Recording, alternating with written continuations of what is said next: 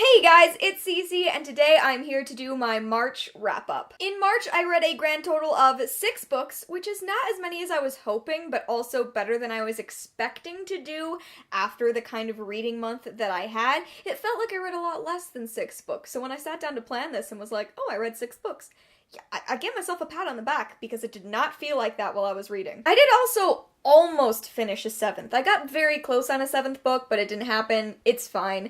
Today I'm going to talk about the 6 books that I did read. We are going to start from my least favorite book of the month and work up to my favorite book of the month, which probably shouldn't surprise anyone when I get to that book. I think you all know what it is. In case you didn't know, I was semi-participating in a readathon in the month of March, by which I mean I was participating in the challenges. I just wasn't doing a great job participating on social media, and I didn't vlog because I couldn't do another full month of vlogs. Wasn't happening. But in case you're wondering how I did on my emoji-a-thon bingo board, this is what my bingo board looks like. I didn't quite get a bingo. I was going for this diagonal right here, but I didn't read a nonfiction book. That didn't happen. But honestly, I did accomplish a lot more than I was expecting to. So, Emoji-a-thon, March 2018. I'm gonna count that as a win. I think I did a good job completing some challenges. And now, let's get into the books I read. The first book I'm going to talk about is Akata by Nnedi Okorafor. I had finished most of this in February and then didn't get the chance to read it before the month ended. That's kind of my thing. I almost finish a book on the last day of the month and then it doesn't happen. This is a middle grade book about a girl named Sunny who is albino. She lives in Nigeria but was born in New York City and has always been at the receiving end of a lot of bullying and feeling like she doesn't fit in anywhere. And then one day Sunny learns why. It turns out she's something called a free agent, which means she has magical abilities and ends up going and learning more about these abilities, learning about the world of the leopard people, and of course Sunny and her friends end up needing to track down and defeat an evil villain. So in terms of plot, this is pretty standard for a child discovering they have magical abilities, learning about those abilities kind of story. It's a kind of book I read constantly when I was in elementary school. These were my favorite books. I loved reading books about kids learning they had magic, and I think that I would have loved this in middle school because most of the books I read that had that plot were about 10-year-old boys, so it would have been nice to read about a 12-year-old girl. As far as world building, that is where this book excelled. It was fascinating in that it was not Eurocentric, so there were all of these different magic systems that were unlike all of those books that I read when I was a kid. They were original stories, original terms. The magic system was fascinating. In general, the thing that drove me through this book was learning more about the world. However, as hard as I try, I can't get back into middle grade. I've really tried to get into it, but it's just not happening. And when I went into this book, I didn't know it was middle grade. I thought it was YA. As a middle grade book, I think it is a remarkable book. I think that a lot of people are really going to like it for its originality and its world. It does all of that so well, but it just wasn't quite the right fit for me. So I wound up giving it 3 out of 5 stars. However, with the world building in mind, I'm 100% going to look into more of Nnedi Okorafor's other writing. I know there's Binti that I really want to read. There's another one that I have on my list. I think it's the one that's getting adapted into like a show. That's also on my list, but I definitely want to read more by her. I just want to take a step back from her middle grade stories. Next up, I want to talk about Release by Patrick Ness. This book is so hard for me because, and I'm sure you've heard this from like every person who's ever reviewed Release, if this had just been half of a book, it would have gotten an absolutely glowing review from me, but the problem was the other half dragging it down. So this is all set over one day, and it is about a boy named Adam. Basically, he goes through his day having confrontation after confrontation with his preacher father, with his current boyfriend. He's dealing with his ex-boyfriend, his best friend, his boss, who's really predatory and gross. It is just Adam's most overwhelming day. At the same time, a ghost of a recently deceased classmate of Adam's has risen from the dead and is having her own one-day journey through the town as part of like an afterlife journey. That is the part of the book that didn't work. I just kept waiting for there to be really strong allegorical connections between Adam and this character, and it kept getting close. It kept getting to the point where I was like, okay, that's why these two stories connect.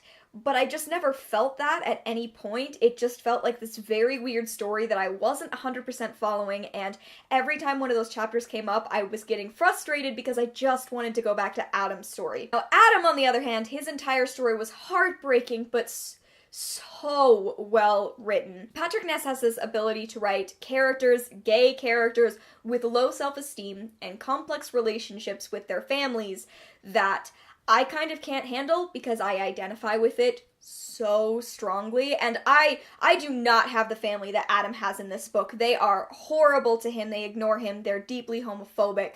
But the way that Patrick Ness's characters move through the world and feel about themselves is just something that I can't get over. I think he's a brilliant writer. I felt the same way about More Than This and the main character in that book, Seth. It felt real, it felt honest. It's really, really hard to get through. If you can't handle reading books with a lot of homophobia thrown at the main character, then maybe you might want to take a step back from this one because it is hard. He has a lot of the worst kind of homophobia thrown at him. Also, like I mentioned, there is a predatory boss who is very inappropriate, and those scenes are kind of played out, so warning for that as well. So yeah, if this had just been Adam's book, it probably would have easily gotten a 4-star, if not a 4.5, but half of the book was this other story that I didn't enjoy at all, and I wound up giving this book 3 out of 5 stars, sadly.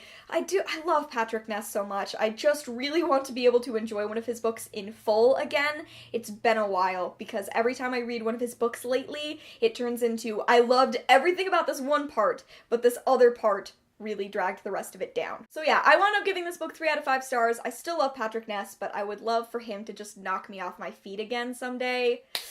And it didn't happen with this book. I also read Everything I Never Told You by Celeste Ng. This was one of my top 12 TBR books. I read 2 this month. Woo!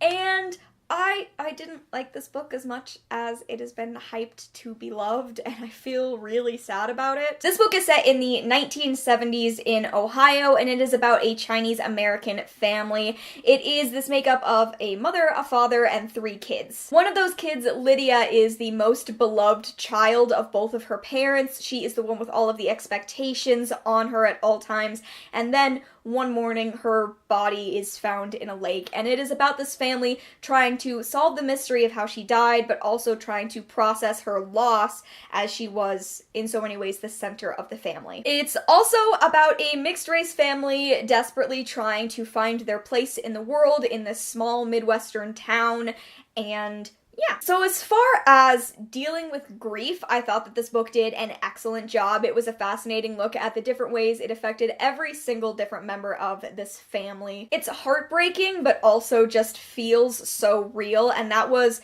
without a doubt, my favorite part of the book. My other favorite part of the book was absolutely the complex sibling relationships, as Lydia's older brother just looks back on his relationship with Lydia and how they operated for their entire childhoods as kind of this double-teamed effort against their parents, but also to support each other. That was such an incredible storyline. As a person with a sibling, like, I could not get over that part of the book. So I don't know how to fully explain why I didn't like this, because there are so many individual parts that I did appreciate about the story, about the writing, but ultimately, I just wasn't invested at any point. And this book also contains a whole storyline about cheating, which is a thing that I don't really like to read about in almost any book. It is a topic, to me, that I just don't like, even if it makes sense for the characters for the book. I have an incredibly difficult time getting through those storylines, which is a total personal problem and not necessarily on this book, but maybe that was some of the reason why I couldn't get as invested in the story as I wanted to. Celeste Ng is a beautiful writer. I just found myself being kind of bored a lot of the time in this book. So overall, I wound up giving Everything I Never Told You 3 to 3.5 out of 5 stars.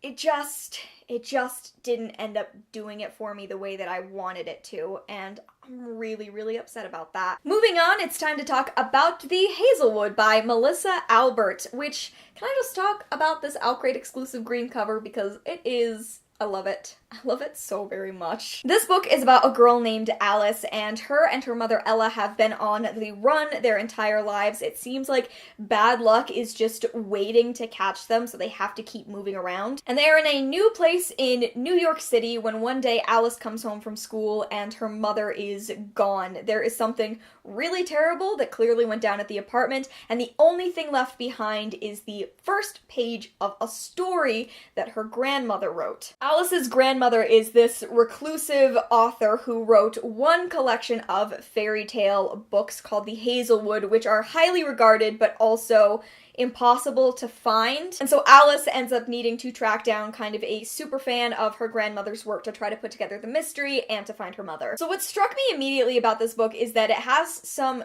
denser writing. It's really flowery, but in a way that doesn't feel pretentious, which I think is a very, very fine line, especially for YA books. To not cross that line from just being really beautifully written to pretentious, I have a very hard time with it. Or even, like, just trying too hard. That's also another line you can cross when you try to write like this book does, but I think this book managed it, which is really, really nice.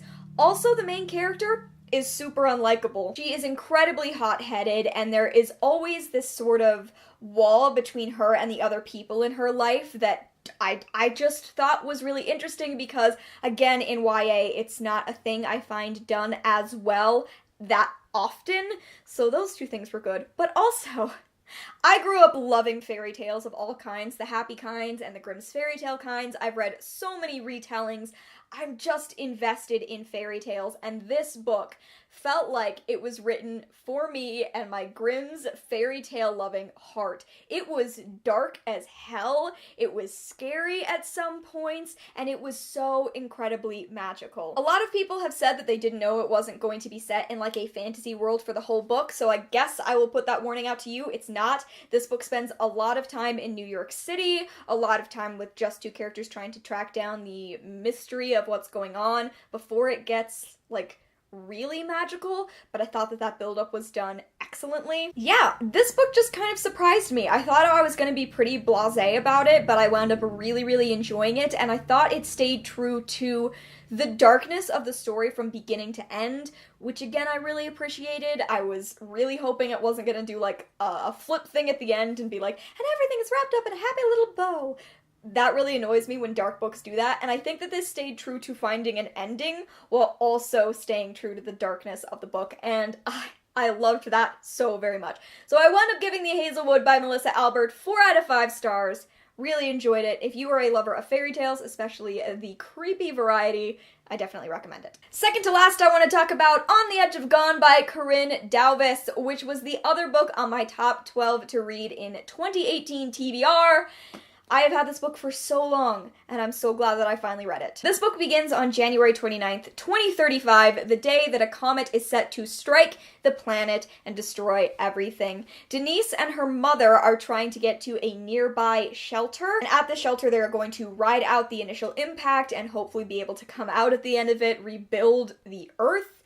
But en route, they wound up finding a generation ship. Generation ship is something that is going to eventually fly up into space. They are not going to be part of rebuilding Earth. They're going to kind of create their own society on this ship. And Denise and her mother are desperately trying to talk their way on board, but there are a number of issues. First of all, Denise is autistic and does not know if she's going to be allowed to stay on board. Her mother has a history of being a drug addict, which does not make her a very viable person either.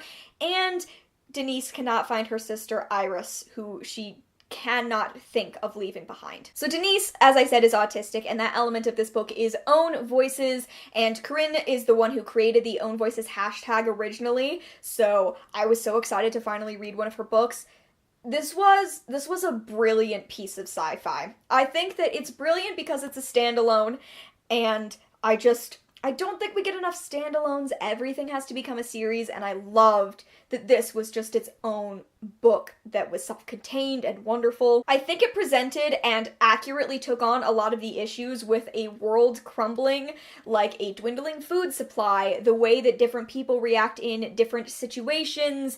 It just felt like a very accurate portrayal, and I've read a lot of books about like end of the world scenarios in the past year or so that I've really, really enjoyed. I would definitely put this one on par with, what is it called? Life as We Knew It by Susan Beth Pfeffer. I would put it on par with this, but I liked On the Edge of Gone a little bit more. Denise being autistic allows for a certain perspective on a world that a community of people is trying to create in the future. Denise's sister Iris is also trans, and so there is just sort of this discussion at some point where they have to look at the community of people who are on board the generation ship and go, it kind of looks like they're building a world that is incredibly white and incredibly able-bodied, and maybe that is something that we should pay attention to when we're considering that people are trying to rebuild the human race. Denise and her sister are also biracial, which also affects how they experience this end of times kind of situation. It was just a really, really brilliant book. And like the Hazelwood, I think that this took on an ending that was worthy of the rest of the book. I have such a problem with ending, but this book ended and it felt right. It felt like the thing we had been building towards, and it felt like an ending worthy of the rest of the material, which was fabulous. So even if you're not a huge fan of sci-fi or end-of-the-world books, I think that you'll still really like this one just because it's so strongly written. It takes on every issue with the correct amount of gravity, and it's also, like, really queer. There are a lot of background queer characters. There is a lot of background racial diversity, and it's not set in America. It's not set in America. It's actually set in, like, Amsterdam, nearby Amsterdam, which is another really cool thing. So, yeah, basically I highly recommend it. I wound up giving this book 4 out of 5 stars. Really liked it. And finally, my favorite book that I read in the month of March was a reread, and it was Simon vs. the Homo Sapiens Agenda by Becky Albertalli. I feel like a lot of people knew this was gonna happen, so I'm not gonna talk a ton about this book. I did a full video discussion about Simon vs. and the movie Love, Simon, which is up on my channel. You can go watch it. I talk for like 5 to 7 minutes at the beginning in a non-spoilery discussion, and then it turns into a big long discussion of spoilers and changes between the book and the movie. But I love Simon vs. the Homo Sapiens Agenda. I think that Becky Albertalli has an incredible skill at writing teenage characters, and I love this book. It was already pretty tabbed up, but rereading it definitely got more tabs from me. In case you don't know what this book is about, it is about a boy named Simon who is a closeted gay kid, and, you know, he's just like your normal average kid, but he has been secretly emailing this boy, Blue, and he is another closeted gay kid at school, but they don't know each other's identities, and they've slowly been falling for each other, and then Simon's emails fall into the wrong hands, and he is being blackmailed, and if he does not do what his blackmailer asks, then he is going to be outed, and he risks not being able to be in contact with Blue anymore. It is the most heartwarming book. It is full of loving, wonderful, lovable characters. I love every one of them. Simon Spear is my angel, and I adore him. It's April now, so please, please go pre-order Leah on the Offbeat by Becky Albertalli, which is a senior year spin-off of Simon vs. the Homo Sapiens Agenda, coming out at the end of April. It follows Leah trying to figure out her life, what's going on, while also trying to figure out why she hasn't come out as bi yet. Especially after loving Simon as much as I have, especially after loving Upside of Unrequited, I'm definitely pre-ordering Leah. You should too. I loved Simon. Reading it again was wonderful, and of course I gave it 4 out of 5 stars, just like I did the first time. I love you, Simon. Okay, that is it. Those are all 6 books that I read in the month of March. What do you think of the books I read? Have you read any of them? Let me know down in the comments below, and let me know what your favorite book was that you read last month. I look forward to reading your comments. Thank you so much for watching, and I will see you in another video very soon. Bye!